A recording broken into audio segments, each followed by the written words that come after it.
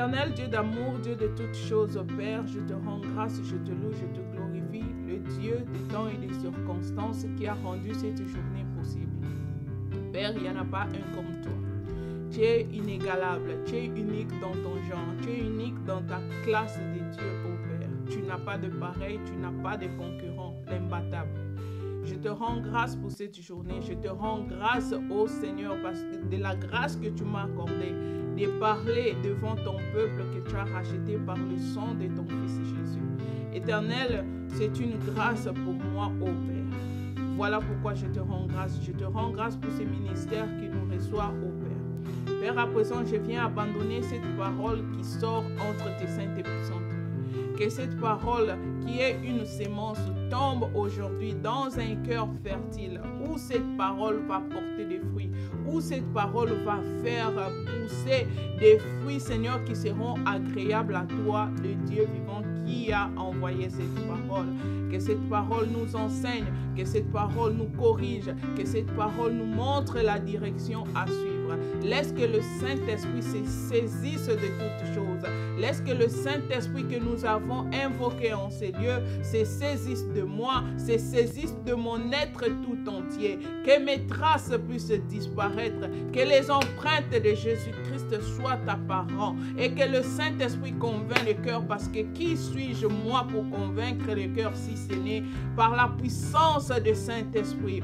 Prends le contrôle et circule librement dans le cœur de nous tous, toute personne qui est connectée, ceux qui viendront plus tard. Laisse que l'Esprit de Dieu se saisisse d'eux, afin que cette parole soit ancrée dans leur cœur et puis que cela puisse porter des fruits pour la gloire de ton nom. Je m'oppose contre tout esprit d'interférence, tout esprit de lourdeur, d'assourdité. Je rends nul et sans effet au nom puissant de Jésus. La distraction, tu n'as pas de place. Vagabondage de pensée, tu n'as pas de place. Oh, mauvaise connexion, tu n'as pas de place. Toute chose sera soumise à l'action du Saint-Esprit en ce lieu, au nom de Jésus-Christ, parce que je le déclare par la puissance que j'ai en Jésus. Merci Seigneur, merci pour ce moment. Manifeste-toi et parle-nous encore. C'est dans le précieux et glorieux nom de notre Seigneur Jésus-Christ, de lui qui vit et qui règne, que nous avons ainsi prié. Amen. Notre lecture principale va se porter dans le livre de 2 Rois 5, à partir du verset 1 jusqu'au verset 14. Nous lisons au nom de Jésus.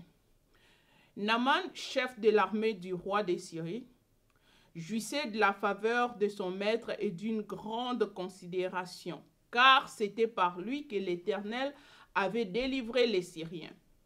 Mais cet homme fort et vaillant était lépreux. Or, les Syriens étaient sortis par troupes et ils avaient emmené captive une petite fille du pays d'Israël qui était au service de la femme de Naaman.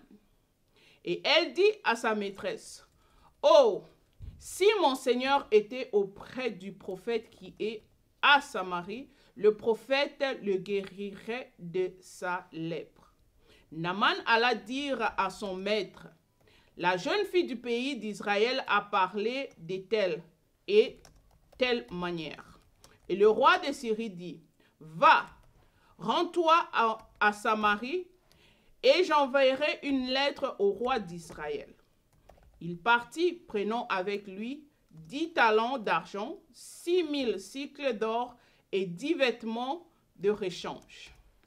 Il porta au roi d'Israël la lettre où il était dit, « Maintenant, quand cette lettre te sera parvenue, tu sauras que je t'envoie Naaman mon serviteur, afin que tu le guérisses de sa lèpre. » Après avoir lu la lettre, le roi d'Israël déchira ses vêtements et dit, « Suis-je un Dieu pour faire mourir et pour faire vivre, qu'il s'adresse à moi afin que je guérisse un homme de sa lèpre? Sachez donc et comprenez qu'il cherche une occasion de dispute avec moi. » Lorsque Élisée, homme de Dieu, apprit que le roi d'Israël avait déchiré ses vêtements, il envoya dire au roi, « pourquoi as-tu déchiré tes vêtements? Laisse-le venir à moi et il saura qu'il y a un prophète en Israël. » Naaman vint avec ses chevaux et son char et il s'arrêta à la porte de la maison d'Élisée. Élisée lui fit dire par un messager, « Va et lave-toi 7 fois dans le Jourdain. Ta chair redeviendra saine et tu seras pur. » Naaman fut irrité et il s'en alla en disant, « Voici, je me disais, il sortira vers moi, il se présentera lui-même, il invoquera le nom de l'Éternel son Dieu, il agitera sa main sur la place et guérira le lépreux. Le fleuve de Damas, d'Abana et de Parpar ne valent-ils pas mieux que toutes les eaux d'Israël? Ne pourrais-je pas m'y laver et devenir pur? » Et il s'en retourna et partait avec fureur. Mais ses serviteurs s'approchèrent pour lui parler et ils dirent, « Mon père, si le prophète t'eût demandé quelque chose de difficile, ne l'aurais-tu pas fait? Combien de plus dois-tu faire ce qu'il t'a dit? Lave-toi et tu seras pur. » Il descendit alors et se plongea 7 fois dans le Jourdain, selon la parole de l'homme de Dieu, et sa chair redevint comme la chair d'un jeune enfant. Et il fut pur. Alléluia. Amen. Alors, qu'est-ce qui se passe dans cette histoire? D'abord, nous voyons, on nous parle de Naaman, on nous parle de la Syrie, on parle d'Israël. La Syrie, en ce temps-là, était en guerre contre Israël. Donc, c'était des nations proches. Alors, on nous parle qu'il y avait une dignitaire, une personne élevée dans l'armée qui était proche du roi, qui travaillait avec le roi de la Syrie. Et la Bible nous fait comprendre dès le premier verset que cet homme qui n'était pas d'Israël, cet homme qui était de la Syrie avait, par lui, Dieu avait délivré la Syrie de la main des ennemis de la Syrie. Alors par là déjà, on voit un peu, on nous parle d'Israël, souvent dans le camp d'Israël, on met plus d'accent sur le fait que l'Éternel avait été avec Israël, mais là on nous parle de la Syrie, une nation païenne, et nous voyons, il y a Naaman dont on nous fait part ici, qu'on voit que l'Éternel avait délivré la Syrie elle-même par la main de cet homme. Il avait une grâce que l'Éternel l'utilisait pour faire ces choses dans une nation que l'Éternel ne s'appropriait pas. L'Éternel s'appropriait d'Israël et non des nations païennes. Mais nous voyons que cet homme a eu cette grâce-là. Alors, on continue l'histoire. Il était apprécié du roi parce que en ce temps-là, les nations, c'était ton chef de l'armée, c'est celui-là ton bras droit, c'est celui-là un peu le numéro 2 de la nation parce qu'il remporte des guerres, il remporte ceci et puis ça fait la fierté de la nation. La Bible nous informe directement que malgré qu'il était apprécié, malgré tout ça, que cet homme avait de la lèpre, cet homme était malade. Et on continue. Pendant leur sortie, c'était des nations ennemies par rapport à Israël. Pendant leur sortie, une descente, je dirais peut-être une attaque, une guerre entre eux, cet homme a enlevé une petite fille d'Israël, une petite Israélite qu'ils ont emmenée en Israël, en Syrie. Oui, en Syrie. Et cette petite était la servante de la femme de Naaman. Alors, dans le verset 3 déjà, on peut voir comment l'action de cet enfant, l'action que cet enfant a joué dans cette histoire. Déjà, avec ça, nous voyons comment la grâce était sur Naaman parce que la Bible nous informe qu'il était lépreux. Et la Bible nous informe qu'il avait enlevé une petite Israélite. Et à partir de la bouche de cette Israélite, il a trouvé un peu ce qui était la solution à la lèpre qui était en train de le ronger. Alors, de la bouche d'une petite est sortie une parole qui a été entendu et exécuté par un roi. Alors, si j'ouvre une parenthèse un peu avant de continuer dans notre histoire, nous voyons un peu cette petite fille, quand on regarde dans le verset 3, cette petite fille a témoigné de là où elle était, de la puissance des dieux en Israël. Cette petite fille était une ambassadrice de la puissance des dieux, de la manière dont Dieu agissait en Israël. Et elle était témoin de ça. Et lorsqu'elle est partie, elle s'est retrouvée en Syrie. Alors, ce qu'elle connaissait de son Dieu, elle l'a utilisé pour la guérison de celui qui était son maître. Alors, c'est à se poser des questions, nous, en tant que parents, en tant que mentors, quelles sont les choses qu'on inculque à nos enfants? Quelles sont les valeurs qu'on inculque à nos enfants? Si cet enfant, avec ce que je lis, je comprends que cet enfant, dans leur maison, elle connaissait le Dieu d'Israël. Cet enfant avait la foi dans le Dieu d'Israël.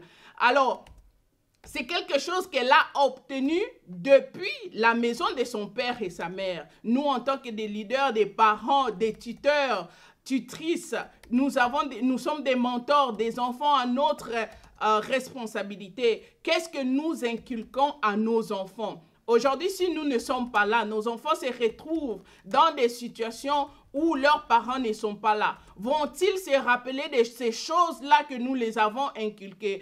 Qu'est-ce qui va les rester? La Bible dit que c'était une petite fille. Aujourd'hui, dans nos maisons, les maisons des chrétiens, qu'est-ce qu'on fait? On essaie de faire comprendre à nos enfants des valeurs comme le Père Noël existe, le Père Noël va t'apporter des cadeaux en tant que des enfants de Dieu. Sachez qu'en le faisant, nous sommes en train d'inculquer à nos enfants les valeurs de la magie. Nous sommes en train d'inculquer à nos enfants des valeurs qui sont contraires aux valeurs divines. Donc, il faut se poser la question. Il y a de ces pratiques que nous sommes en train de faire en tant que parents. Sachez que tout ce que nous posons comme acte enseigne quelque chose à nos enfants. Aujourd'hui, ici en Amérique du Nord, il y a l'Halloween. L'enfant va voir que nous célébrons l'Halloween. Nous mettons des costumes sur l'enfant en cherchant à se conformer un peu au pays dans lequel nous sommes et trouver ça intéressant. Mais c'est quelle valeur en arrière que nous transmettons à nos enfants? Aujourd'hui, les parents, l'attitude de cet enfant interpelle tout parent à dire que moi, je dois d'abord apprendre à mon enfant la crainte de Dieu au lieu de la crainte de moi, le parent. Parce que si je ne suis pas là, voilà pourquoi nos enfants, parfois, quand on n'est pas là, ils font n'importe quoi. Oh, les parents ne sont pas là. Ils ont plus la crainte de parents que la crainte de Dieu. Alors que si tu instruis ton enfant à avoir la crainte de Dieu avant de te craindre toi, lorsque tu ne seras pas là, ton enfant fera la volonté de Dieu. Alors, cette petite nous montre qu'elle a reçu les valeurs dans la maison de son père et de sa mère qui montraient que en Israël, il y a un Dieu.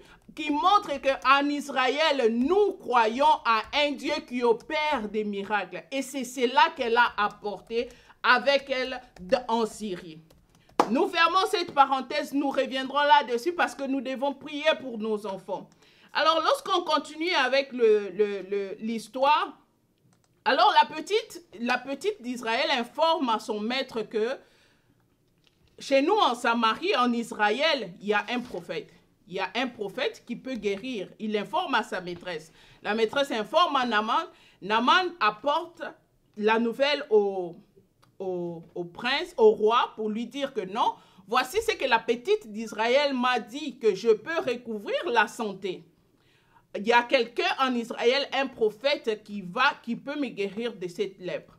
Malgré l'argent, malgré l'autorité, malgré l'élévation, en ces temps-là, il n'y avait rien qui pouvait guérir la lèpre, si ce n'est une force divine.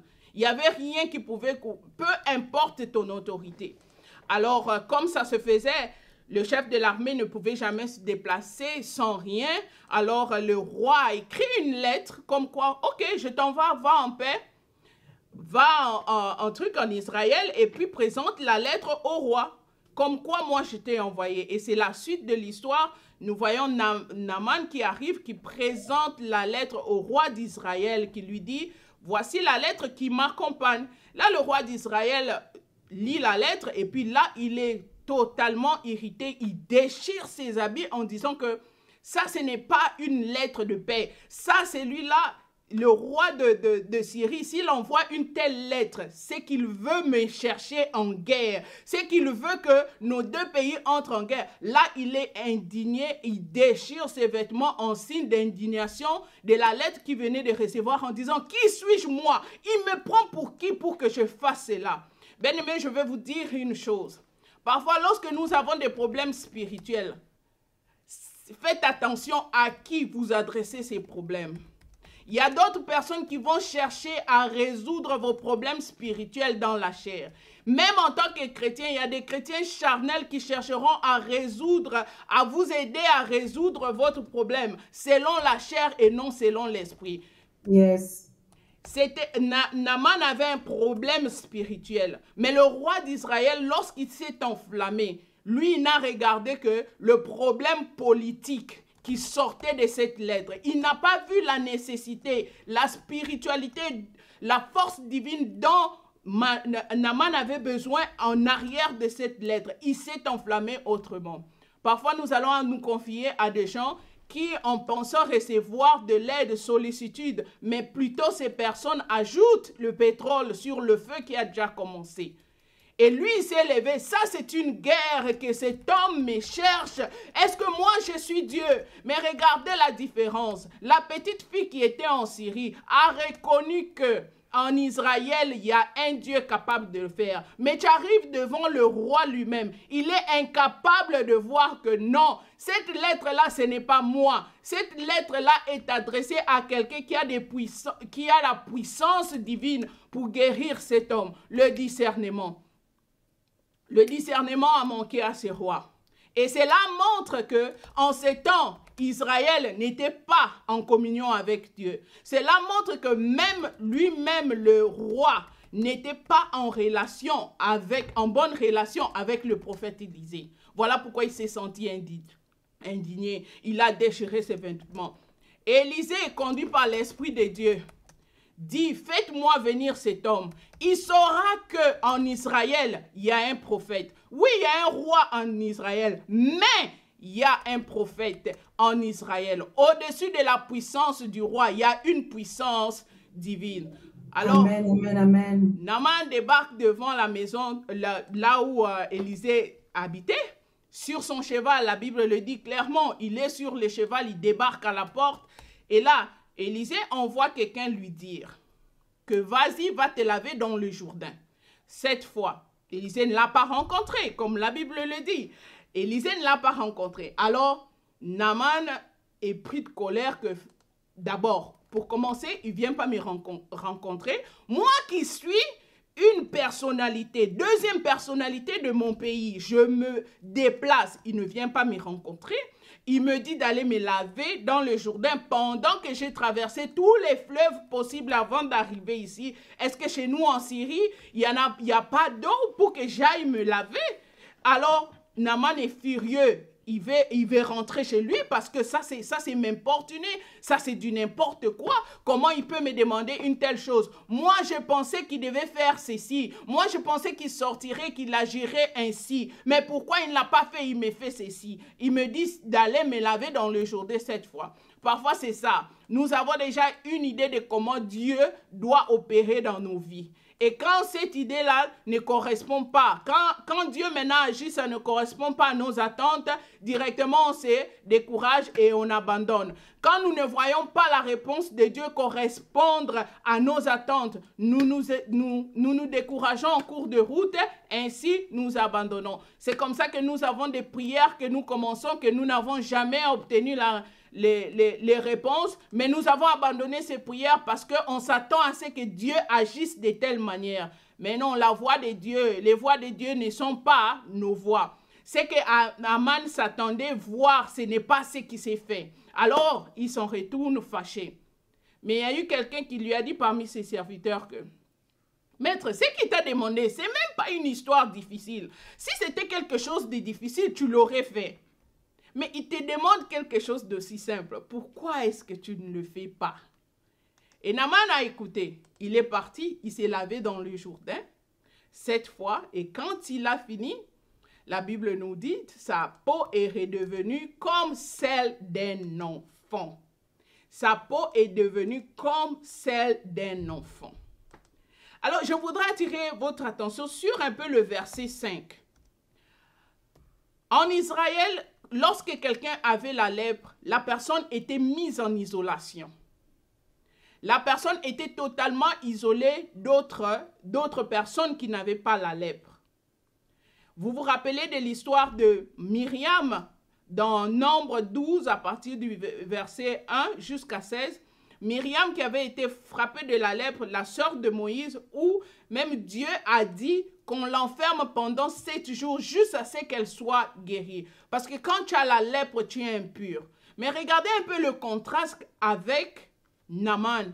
Lui, il a la lèpre, mais il continue ses activités. Lui, il a la lèpre, il est en mesure de se promener d'une ville à l'autre. Il a la lèpre, il continue ses activités en tant que chef de l'armée, malgré qu'il a la lèpre. Nous voyons ces deux contrastes en Israël, comment les choses se faisaient et comment est-ce que la Syrie réglait le cas de la lèpre.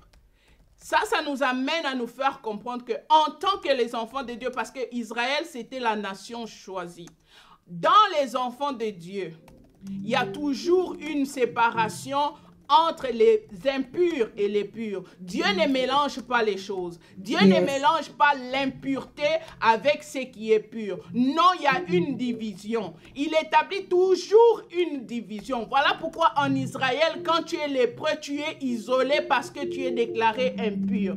En Syrie, ce n'était pas le cas. Israël, c'était la nation de Dieu. Et à l'église que nous sommes aujourd'hui, il doit y avoir la différence. L'église ne peut pas être remplie des impurs qui remplissent l'église. L'église de Dieu doit établir la différence entre ceux-là qui sont purs et impurs. L'église de Dieu devait être constituée des gens qui sont purs parce que nous sommes la nation de Dieu. Et c'est ce qui était instauré en Israël. Et c'est ce qui doit être instauré dans l'église de Dieu. Mais cela n'était pas le cas. Naaman s'est baladé comme il pouvait. Ça, c'était leur chose. Nous, nous marchons selon la loi de Dieu. Nous, nous marchons selon la loi de Dieu qui nous conduit. Qui ne mélange pas l'impureté, qui ne mélange pas la saleté avec ce qui est propriété. Alors, nous continuons notre histoire en revenant dans notre texte. Une fois que Naaman est parti, il s'est lavé, Naaman est redevenu pur. Naaman est redevenu, il a retrouvé sa santé. Mes frères et sœurs, j'ai commencé à vous dire depuis le début, Naaman, c'était quelqu'un qui marchait avait la faveur de Dieu, déjà, depuis la Syrie. Pourquoi est-ce que je dis ça? Déjà, Naaman, la parole de Dieu nous dit, dès qu'on commence ces chapitres, que Dieu avait livré les ennemis de la Syrie. C'est par lui que Dieu a délivré la Syrie. On voit la faveur de Dieu sur Naaman. Il a eu la lèpre. Dieu a fait en sorte qu'il enlève une petite fille israélite qui va l'aider à retrouver sa santé. Et puis dans Luc, quand vous lisez dans Luc 4, au verset 27, la parole de Dieu dit que au temps d'Élisée, il y avait autant de lépreux, mais aucun d'entre eux n'a été guéri, si ce n'est Naaman le Syrien. Naaman marchait avec la grâce de Dieu. La faveur de Dieu était sur lui. Mais regardez ce qui se passe. Avec la faveur de Dieu qui était sur Naaman. Mais Naaman avait la lèpre. Naaman avait la lèpre. D'où lui venait cette lèpre? La lèpre amène beaucoup de choses. Quelles sont les conséquences de la lèpre? La lèpre amène des lésions sur ta peau. La lèpre amène des infirmités. Parce que ça finira. La fatalité, c'est la mort. La fatalité de la lèpre, nous tous on sait, ce qui est fatal, c'est la mort. La lèpre amène des blessures profondes. Pas seulement au niveau superficiel de ta peau, mais même dans ta chair. On peut le lire, les effets de la lèpre, comment elle était réglée en Israël dans Lévitique 12. Alors, avec la lèpre qu'il avait, malgré il bénéficiait de la faveur de Dieu. Naaman avait la lèpre. Pourquoi cela?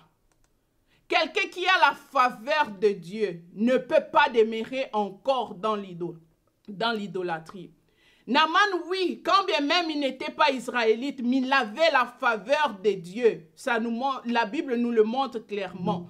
Mais clairement aussi, nous voyons que pendant qu'il était sous cette faveur de Dieu, il était encore dans l'idolâtrie. Parce que dans le verset 15 et 17, c'est quand il a recouvert sa santé qu'il a dit qu'il ne va plus adorer les dieux idoles de Syrie, qu'il reconnaît qu'en Israël, il y avait un Dieu. Malgré cette faveur, Naaman marchait encore dans l'idolâtrie. Malgré cette faveur que Dieu avait placée sur lui, Naaman était encore dans l'orgueil. Vous allez voir dans le verset 12, avec ses chevaux, il arrive devant l'homme de Dieu. Il ne descend pas de son cheval. Donc, viens me rencontrer moi. Comment est-ce que même dans son langage, si tu sentais l'orgueil, comment est-ce qu'il peut oser? Pourquoi il n'a pas fait ceci? Malgré que la grâce de Dieu, la faveur de Dieu était sur Naaman, mais Naaman n'avait pas encore compris c'est quoi la divinité. Naaman n'avait pas encore compris c'est quoi les choses de Dieu. Parce que lorsqu'il s'est baladé avec une lettre. Sa lettre voulait insinuer que le roi en Israël devait obliger Élisée à le soigner lui. Alors que les choses de Dieu ne marchent pas comme ça. Dieu ne marche pas selon les prescriptions de la nation. Dieu ne marche pas selon la constitution d'une nation. Mais Naaman n'avait pas compris ça. Et il avait la grâce. Il avait la grâce, mais il souffrait de la lèpre. Parce qu'il y avait beaucoup de choses dans sa vie qu'il n'avait pas encore compris. Que quand tu as la grâce de Dieu, tu dois marcher d'une certaine façon qui honore Dieu. Quand tu as la grâce de Dieu sur toi, tu dois marcher d'une manière qui honore ces dieux-là qui te donnent la grâce. Et tant que Naaman n'avait pas encore cela, Naaman souffrait. Il souffrait de la lèpre. La grâce était là. Mais il y avait une chicotte qui le chicotait parce que Naaman n'avait pas encore compris les choses de Dieu. Il marchait selon sa propre constitution.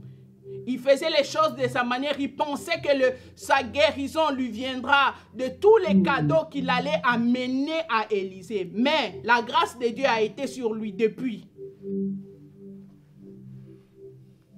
Naaman consommait la grâce de Dieu depuis longtemps. Mais tu es en train de consommer la grâce de Dieu. Tu es en train de consommer les choses divines. Mais tu n'es pas en communion avec la personne qui te donne ces choses. C'est ainsi que dans 1 Corinthiens 11, 29, la parole de Dieu dit, « Car celui qui mange et boit sans discerner le corps du Seigneur mange et boit un jugement contre lui-même. » C'est pour cela qu'il y a parmi vous beaucoup d'infirmes et de malades et qu'un grand nombre sont morts. Tu bénéficies de la grâce de Dieu. Tu bénéficies de la faveur de Dieu dans ta vie. Tu ne peux plus marcher selon toi-même. Tu ne peux plus marcher selon tes propres désirs. Tu ne peux plus marcher selon ta propre constitution. Tu bénéficies de la faveur de Dieu. C'est comme consommer la grâce. C'est consommer la grâce de Dieu et tu ne peux pas te comporter de la manière dont tu veux lorsque tu es bénéficiaire de la grâce de Dieu. Non. Et c'est ainsi que Naaman souffrait dans sa peau. C'est ainsi que Naaman souffrait dans sa peau, mes bien-aimés. Tu ne peux pas continuer à jouir de la grâce divine en demeurant dans le péché. Amen. Tu ne peux pas continuer. Tu es là à l'église. Dieu déverse sa grâce sur ses enfants. Tu en es bénéficiaire, mais tu vis dans l'orgueil, mais tu vis dans la fornication, mais tu vis dans la médisance, tu vis dans l'escroquerie, mais tu es à l'église en train de bénéficier de la protection divine. Bien-aimés, nous devons faire attention. Nous devons faire attention. La Bible nous dit, la nature ne vous enseigne-t-elle pas? Même la nature doit nous enseigner. Quand tu bénéficies d'un service de moi, je dois être en bon contact avec toi. Je dois être en bonne relation avec toi. Nous sommes là bénéficiaires de la gloire de Dieu, alors qu'en réalité, nous ne communions pas avec ces dieux-là. Nous sommes des escrocs. Nous ne sommes pas en communion, mais nous consommons le corps de Christ. Aujourd'hui, on parlera dans le cas de la main dans l'Ancien Testament, il n'y avait pas Christ. Mais aujourd'hui, il y en a plusieurs qui ont accepté Christ comme maître et sauveur, qui consomment Christ comme leur nourriture. Mais en eux, il n'y a pas la communion avec ces dieux-là. Mais ils sont en train de bénéficier de cette grâce-là. Ceci me rappelle l'histoire de Moïse. Dans Exode 4, Dieu appelle Moïse. Dieu appelle Moïse, lui confie la mission d'aller faire sortir les enfants d'Israël en Égypte. Dieu fait les miracles pour démontrer à Moïse qu'il est Dieu, qu'il est le Dieu puissant. Il se révèle à Moïse. Voici ce que je ferai. Vas-y, je serai avec toi. Il donne toutes les instructions. Il dit tout ce que Moïse avait reçu comme mission, sa mission, ce qu'il dira à Pharaon. Comment est-ce que Aaron devait assister Moïse? Moïse a la mission. Quand vous continuez en lisant, dans toujours Exode 4, plus bas dans le verset 24, la Bible dit que Dieu, à un moment donné, dans son parcours, Dieu attaqua Moïse et voulut le faire mourir. C'est quand Séphora prit une pierre aiguisée et coupa le prépuce de son fils et le jeta au pied de Moïse que l'Éternel l'a laissé. Alors vous allez vous poser la question, oui, Moïse, c'est Dieu lui-même qui a donné à Moïse cette mission d'aller, de faire ceci. Mais comment ça se fait en cours de route? Dieu s'élève et veut tuer Moïse. Moïse marchait maintenant sous la faveur de Dieu. Mais dans la maison de Moïse, il est écrit en Israël que tous les mâles devaient se faire circoncire. Mais dans la maison de Moïse, Moïse avait brisé la loi de Dieu. Tu es sous ma faveur, mais lorsque je te regarde, tu as brisé une loi, Moïse. Tu ne peux pas marcher avec ma faveur. Quand je te regarde en toi, je vois que ma loi ne demeure pas. Dans Genèse 17, 10, la parole de Dieu dit, tout mâle devait être en Israël, avoir la circoncision. Alors, Moïse étant eu ses enfants dans le pays de Madia, n'a pas fait circoncire ses enfants. Peu importe là où tu essaies de te conformer au pays là où tu es. Mais sache que la loi de l'Éternel est au-dessus et est universelle. La loi de l'Éternel ne dépend pas du pays où tu es. Le Seigneur s'est levé, s'est irrité contre Moïse et voulait le tuer. Pourquoi? Parce que maintenant que tu vas marcher avec ma grâce, mais quand je te regarde, Moïse, tu n'es pas en ordre. Je vais t'éliminer, je vais te tuer, Moïse. Juste à ce que Séphora a fait cet acte. C'est ainsi que le Seigneur s'est éloigné. C'est pour nous faire comprendre, mes bien-aimés, que quand vous marchez, quand vous bénéficiez de la grâce de Dieu, sachez-le une chose, nous devons marcher dans la crainte de ce Dieu-là.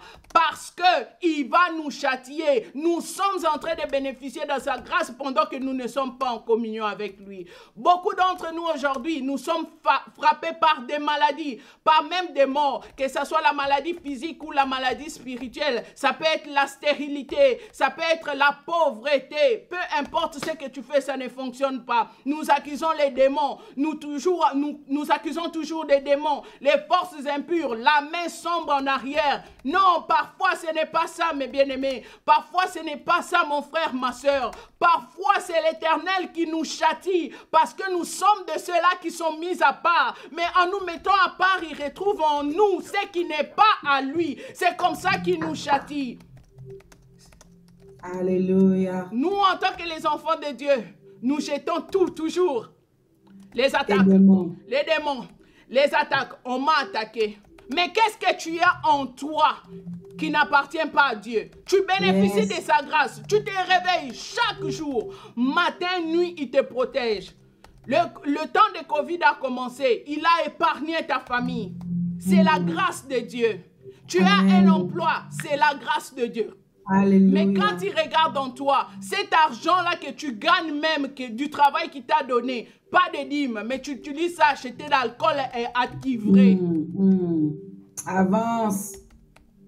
Mais bien aimé, la grâce de Dieu n'exclut pas le châtiment. Aujourd'hui, j'ai comme l'impression tout le monde parle. Nous sommes au temps de la grâce, faisons des péchés comme on veut, Dieu va pardonner. Non, Dieu châtie, il châtie, Yes. il châtie. Vous allez dire quoi? Que les païens, eux, bon, ils sont riches, ils obtiennent des choses. Mais vous oubliez une chose. Quand on parle d'un païen, c'est quelqu'un qui est déjà mort. Ils ont déjà un châtiment. Même s'ils vivent la grâce de Dieu parce que notre Dieu fait tomber sa pluie sur qui il veut. La grâce, c'est qui il veut. Même le païen peut bénéficier de la grâce. Mais, vu qu'il n'est pas en communion avec Dieu, son châtiment, c'est la mort. Et toi, enfant de Dieu, qui a accepté Christ comme maître et sauveur, tu viens encore dans le péché. Quel est ton châtiment? Ce n'est pas seulement les liens qui te suivent. Ce n'est pas seulement la malédiction familiale. Non, Dieu te châtie parce que quelque part, il retrouve en toi quelque chose qui n'est pas de lui. Il veut te prendre, te corriger pour te dire que ça, ce n'est pas à moi. Tu dois t'en débarrasser. Tu dois t'en débarrasser pour continuer à bénéficier de cette grâce que je t'accorde. Mais bien aimés, nous devons faire attention. Nous devons avoir le discernement. Nous devons avoir le discernement. Tout ce qui nous arrive dans la vie, ce n'est pas la malédiction familiale. Tout ce qui nous arrive dans la vie, ce ne sont pas des attaques. Mais nous devons savoir que notre Dieu nous châtie aussi. Nous châtie. Essayons de nous juger nous-mêmes. Jugeons-nous nous-mêmes. Et voyons qu'est-ce qui est en train de déranger ma vie. Celui qui se juge ne sera pas jugé parce qu'il aurait opéré une évaluation de soi-même et comprendra que là où je suis, je ne suis pas à la bonne place. Alléluia. Moïse avait négligé la circoncision. Il a négligé la circoncision de son enfant. Alors que c'était la loi de Dieu en Israël, ça devait être fait. Le Seigneur s'est irrité contre lui. Aujourd'hui, nous, en tant que les gens qui bénéficient de la nouvelle alliance, dans Romains 2, 29, la parole de Dieu nous dit, notre circoncision doit être la circoncision du cœur. Amen. Nous sommes en Christ. Est-ce que réellement nos cœurs sont circoncis? Dieu s'est levé contre Moïse, cherchant le tuer parce que son fils n'était pas circoncis. Et nous, nos cœurs, nous nous appelons enfants de Dieu, bénéficiaires de cette grâce en Jésus. Nos cœurs sont-ils circoncis?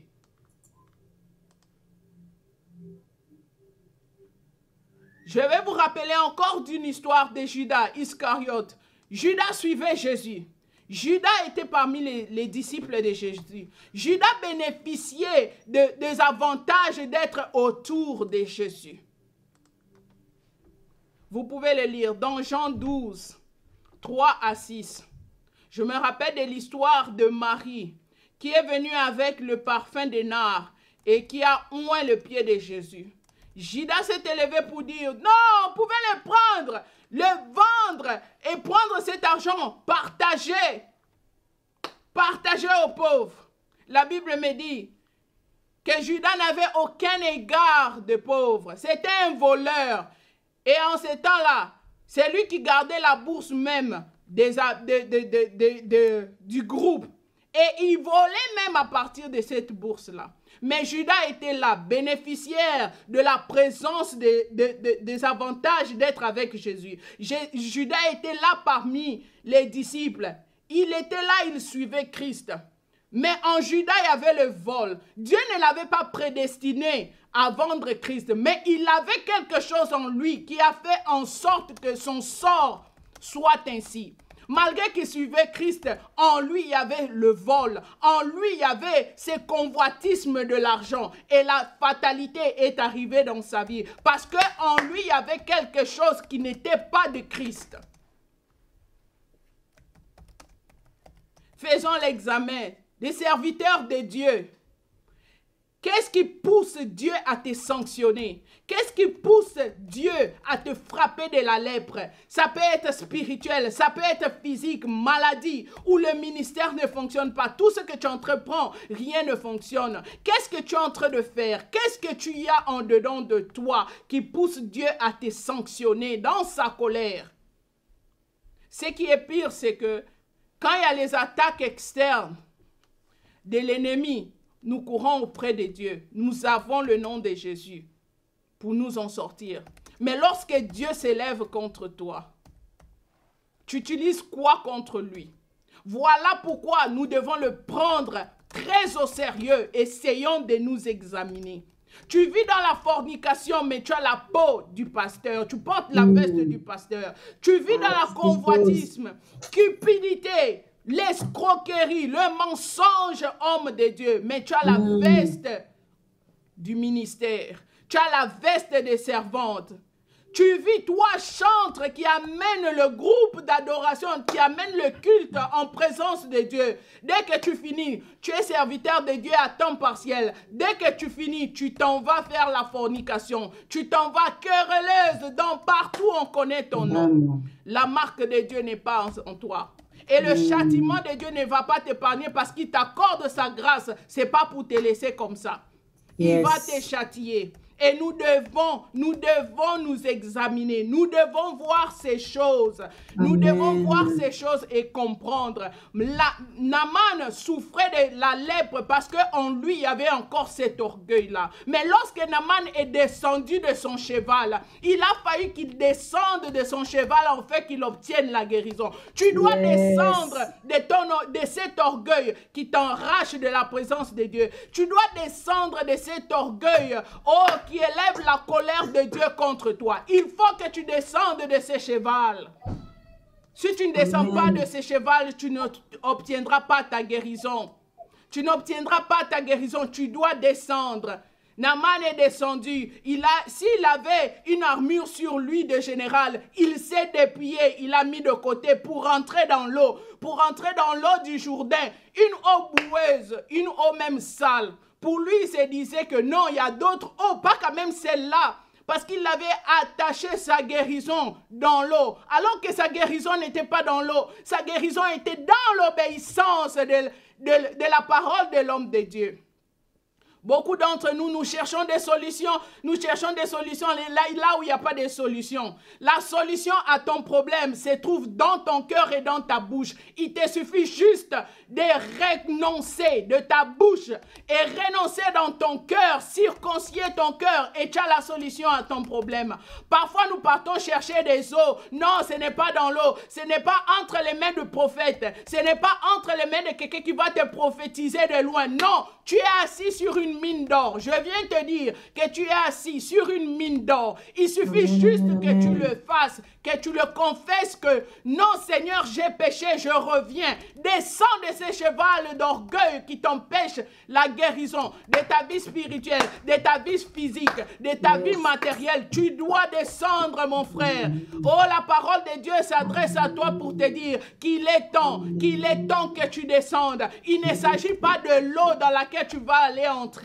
Oh, même le paralytique de Bethesda, lui, il pensait que sa guérison était dans l'eau. Mais la guérison n'était pas là. Il avait la guérison en face de lui. Il suffisait juste qu'il dise, qu'est-ce que tu veux que je fasse? C'est tout ce qu'on lui demandait. Mais lui, il cherchait sa guérison ailleurs. Nous sommes malades et nous sommes assis sur nos guérisons nous-mêmes. Cela ne dépend pas des hommes de Dieu. Cela ne dépend pas de quelqu'un d'externe. Cela dépend de toi. Naaman devait descendre. Lorsqu'il est descendu, il est entré. Naaman a vu la gloire de Dieu. Il a vu la gloire. Il a vu la gloire. Et lorsqu'il est descendu, sa vie a été transformée complètement. Lorsqu'il est descendu, sa peau a été régénérée. Au niveau même où avant la maladie, il avait la peau d'adulte. Mais là, la Bible me dit, sa peau est devenue comme la peau d'enfant. Imagine-toi lorsque tu renonceras de la chose que tu tiens, à laquelle tu tiens tant. Lorsque tu renonceras à cette gloire du cheval sur lequel tu es accroché, l'Éternel va remplacer les années que les sauterelles ont dévorées. Il va les remplacer dans ta vie. Mais ça prend que tu prennes cette décision-là. L'obéissance à la parole de Dieu. L'obéissance à la parole de Dieu. La parole de Dieu t'amène à la repentance lorsque tu as péché. Obéis à la parole de Dieu. C'est ainsi que la Bible nous dit, l'obéissance vaut mieux que le sacrifice, Naaman pensait qu'en amenant tout ce qu'il avait amené, c'est ce qui allait lui donner la guérison. Mais Élisée lui a appris une leçon. Tout ce que tu as amené, je n'y touche rien. Retourne avec. Sinon, tu comprendras que tu as payé ta guérison. Non.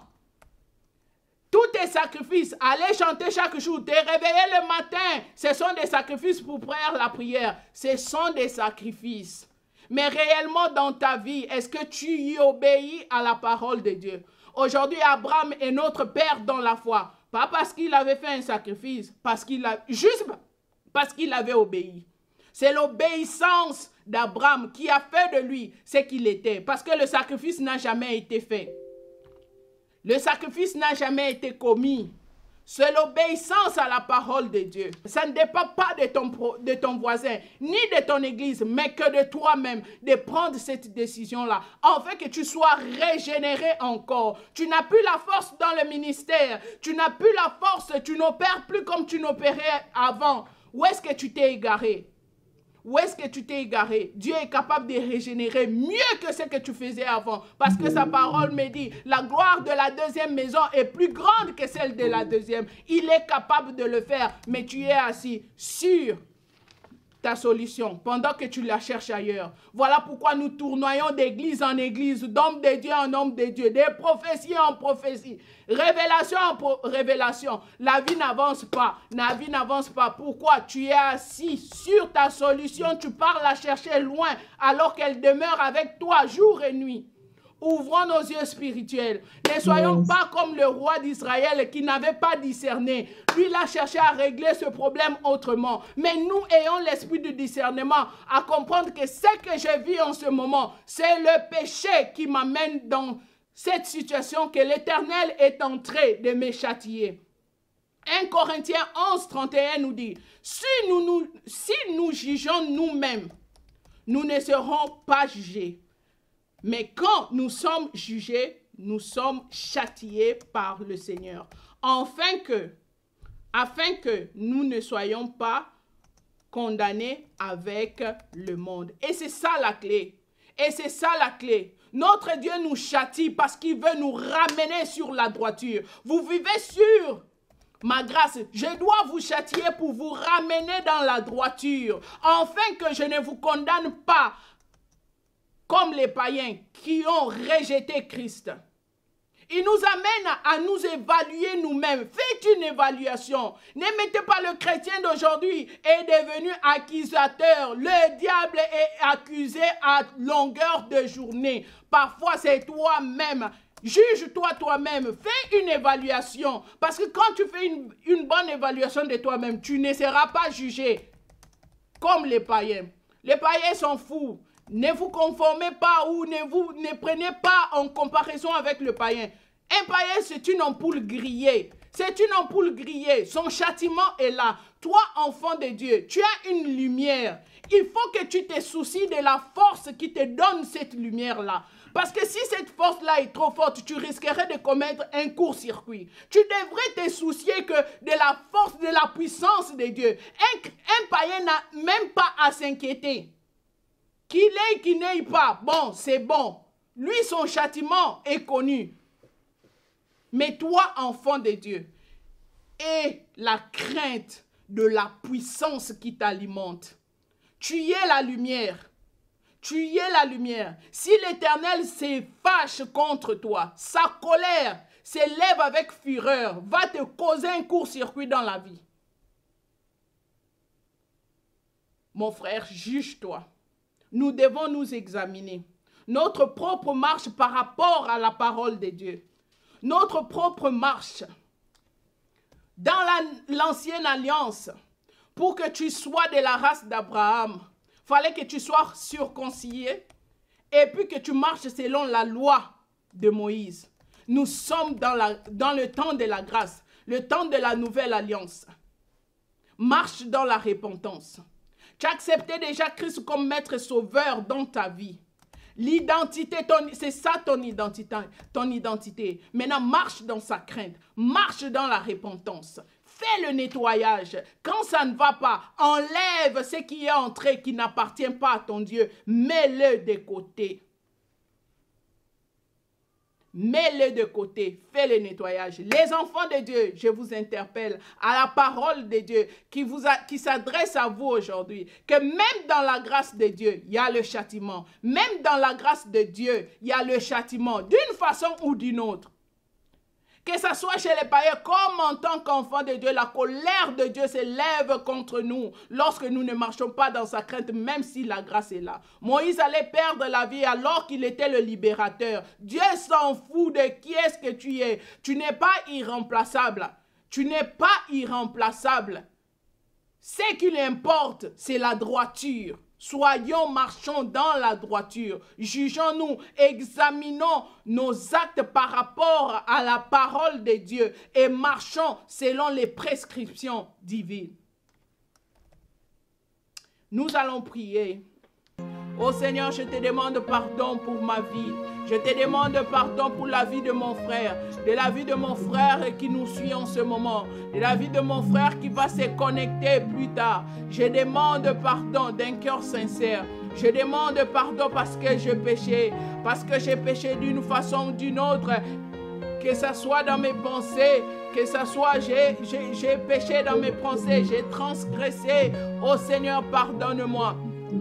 Pardonne-moi, je ne veux pas que l'ennemi, l'accusateur, me trouve coupable au-devant de toi. Je ne veux pas que l'accusateur me trouve coupable au-devant de toi. Mais je demande ta miséricorde. Pardonne-moi, pardonne-moi d'un cœur sincère.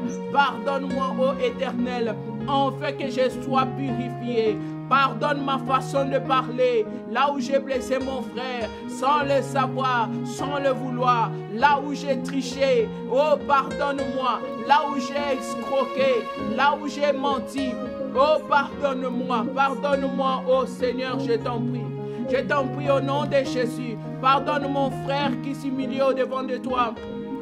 Pardonne mon frère et ma soeur qui s'humilie au-devant de toi, qui cherchent la repentance. Pardonne-les au nom de ton Fils Jésus et soutiens-les qui ne pêchent plus contre toi. Oh, laisse que toi tu puisses nettoyer. Laisse que toi tu puisses nettoyer. Nettoyer leur corps, nettoyer leur vie. Nettoyer par le sang de ton Fils Jésus tout ce qu'ils ont fait, tout ce qu'ils ont commis comme acte contre toi, Seigneur. Pardonne-les, pardonne-les, oh mon Dieu. Pardonne-les, oh Dieu vivant, je te prie. Oh, nous demandons ta sanctification, la sanctification par le sang, la sanctification par le sang de l'agneau de Dieu. Au nom de Jésus, pardonne-nous.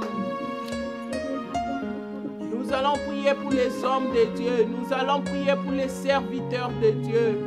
Ceux-là qui étaient dans le bon, mais d'une façon ou d'une autre, oh, l'interdit est entré dans leur vie. Ils ont laissé entrer l'interdit dans leur vie. Nous allons intercéder en leur faveur, demander la miséricorde de Dieu sur eux. Éternel, j'ai prié pour un homme de Dieu. J'ai prié pour une servante de Dieu. J'ai prié pour tous ceux-là, Seigneur, qui se sont fatigués dans la foi. Éternel, ceux-là qui marchaient dans la crainte de ton nom, qui se sont fatigués dans la foi. Éternel, je te demande, ô Père, d'accorder miséricorde. Ceux-là qui ont fait entrer des interdits, Seigneur, j'ai prié que toi, tu puisses encore donner un cœur de repentance. Donne-leur un cœur de repentance afin qu'ils reviennent à toi. Donne-leur un cœur de repentance afin qu'ils reviennent à toi, ô Dieu vivant. Oh, je demande ta miséricorde dans leur vie. Je demande ta miséricorde, Dieu, dans leur vie. Oh Seigneur, accorde-les la grâce de revenir à toi. Accorde-les la grâce de descendre sur leurs chevaux et de venir se prosterner au-devant de toi. Le Dieu vrai, le Dieu vivant. Accorde cette grâce au nom puissant de Jésus. Au nom puissant de Jésus. Ô Père, aie pitié de tes enfants, au nom de Jésus, au nom de Jésus, au nom de Jésus. Nous allons prier pour nos enfants. Oh, ces enfants qui sont une bénédiction du ciel, qui sont un héritage, ô Seigneur, pour nous. Nous allons demander la protection divine sur nos enfants.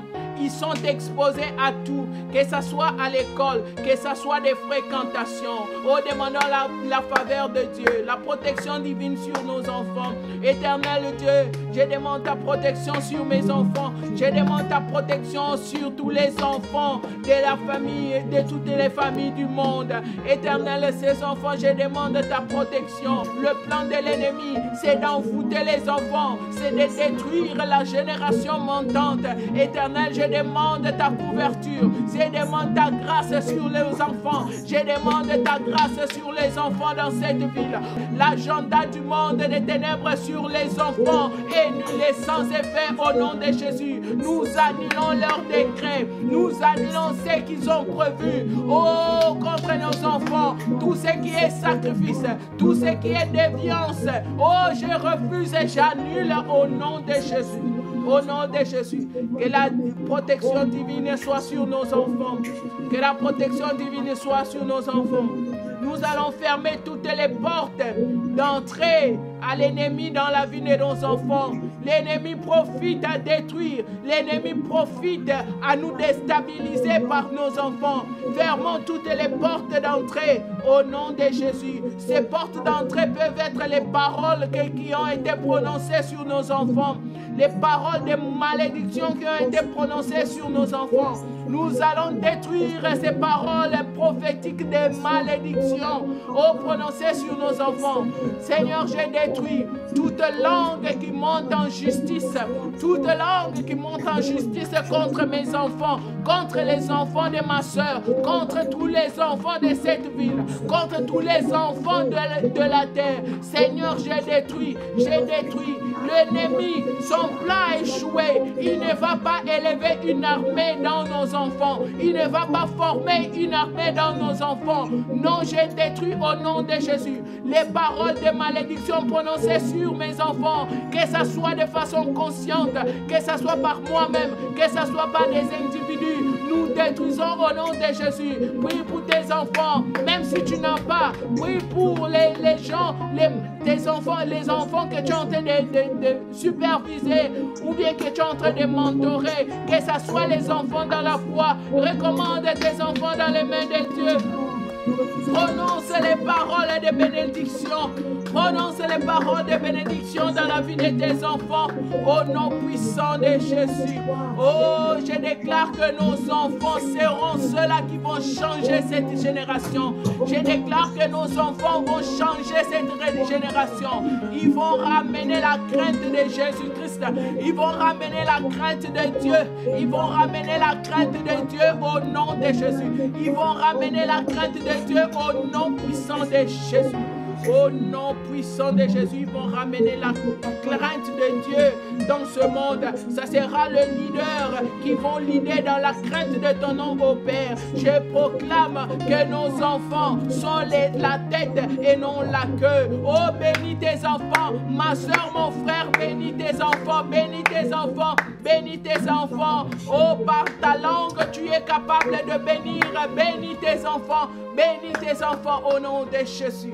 Au nom puissant de Jésus, Seigneur, j'ai béni mes enfants. J'ai béni les enfants de mon frère, ma soeur qui est connectée au nom de Jésus. Éternel, laisse que ta lumière puisse luire.